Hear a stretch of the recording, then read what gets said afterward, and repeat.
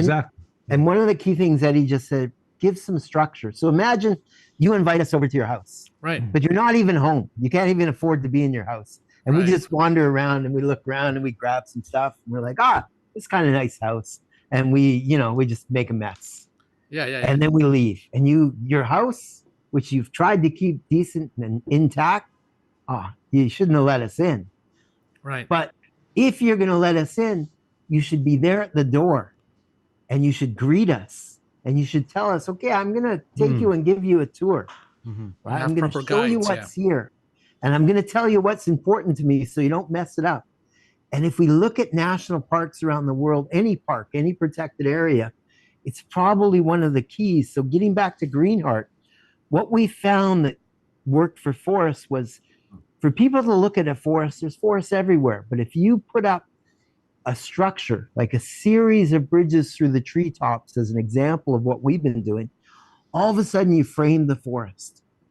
You gave something, okay, I want you guys to come enter the forest here.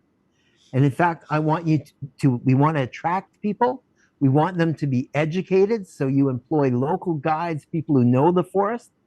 We want them to stay off the ground at this point because we know that ground trails have a massive impact.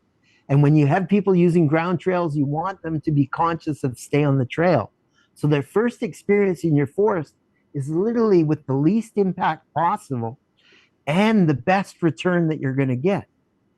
Because now you have revenue, employment, and you have that entry point to nature. And conservation. Yeah, conservation and the education that will keep conservation going. But you did it with the understanding, I need to make money. If people are going to come here, I'm going to need money. They're going to keep coming. And when I want to send them somewhere else, I can afford to keep the trails going. I can monitor the wildlife. I can make sure, that there's alternatives for poachers. You don't need to be in here hunting and taking everything out. Right. So the idea, and this is getting back to what we started with Greenheart, was why is conservation not profitable?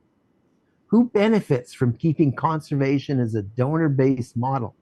Who made the decision in forestry to ignore things like tourism? Right. And why, when we have a really well-educated group of people and people all over the world talking about, I care about nature, how come they don't know how to invest in nature? Not how come they don't know, how come it's just not possible to invest in forest conservation and do well? If you put your money in forest conservation, you can make some great money. There's been walkways around the world. There's one in Lagos, wetland in Lagos called Lekki, right? It has a Greenheart system. A friend had put it in. 100,000 visitors go on that, visit that park, but through the air. And that revenue that they generate helps fund conservation efforts around that whole country. That's Nigeria. It's a beautiful country, some really smart people. A lot of people at times are always like, Nigeria is such a crafty place, But they're thinking, I like nature, but I know I need money. And when we've been talking about the parks of Colombia or Canada, there's an incredible opportunity right now for people to realize, okay, our parks aren't funded. Well, how do I still invest in parks and protected areas that give me a stable environment, clean water, fresh air? And that's what Greenheart's out to do. That's why we're looking at how do we put what we know, which is a conservation management plan funded by ecotourism.